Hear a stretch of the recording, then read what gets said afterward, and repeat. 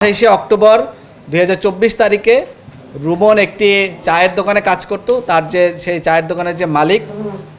সেই রফিকুল ইসলাম শিকদার এবং সেখানে আরেকজন কর্মরত ছিলেন সাব্বির, যাদের বাড়ি মূলত বরিশাল এবং ময়মনসিংহ এলাকায়। সেখানে যে আমাদের যে আসামি রুমন, সে মূলত সেখানে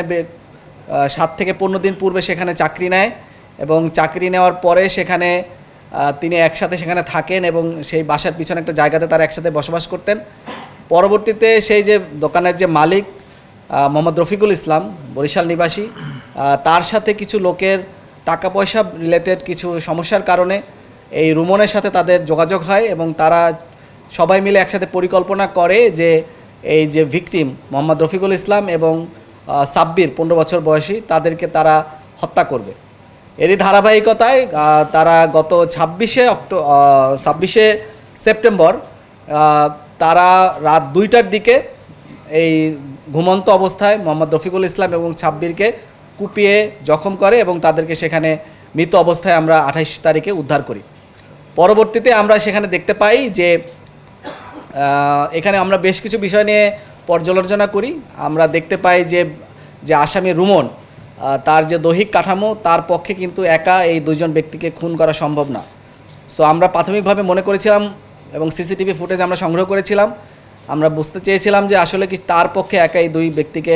খুন করা সম্ভব কিনা, কারণ বাকি যে দুই ব্যক্তি সেখানে প্রবেশ করেছিল হত্যাকাণ্ড ঘটানোর জন্য, তারা কিন্তু পিছন থেকে পালিয়ে যায়।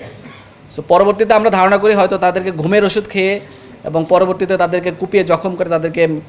মারা হয়। কিন্তু পরবর্তীতে আমরা জানতে পারি যে না,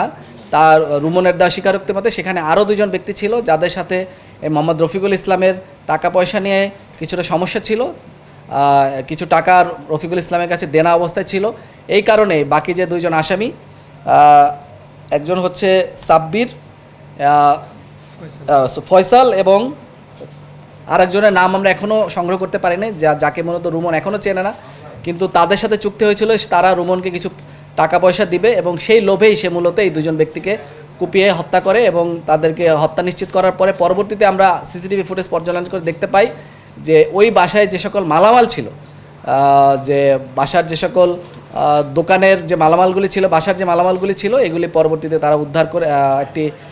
ভ্যান ভাড়া করে সেগুলো সেখান থেকে নিয়ে যায় এবং সেইগুলি কিশোরগঞ্জে নিয়ে যায়। পরবর্তীতে আমাদের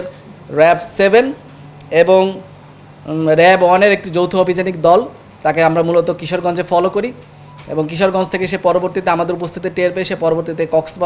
চট্টগ্রামে চলে যায়। চট্টগ্রামে হালিশহর থেকে পরবর্তীতে আমরা এই রুমনকে গ্রেপ্তার করতে সক্ষম হই এবং সে আমাদের কাছে তার দেওয়া তথ্য মতে তিনি প্রাথমিকভাবে স্বীকার করেছেন যে তিনি হত্যাকাণ্ডের সাথে জড়িত এবং হত্যাকাণ্ডের সাথে আরও যে দুজন ব্যক্তি জড়িত আছে তাদেরকেও আমরা গ্রেফতার করার জন্য চেষ্টা চালিয়ে যাচ্ছি এবং আশা করি আমরা অচিরে তাদেরকে ধরতে পারবো।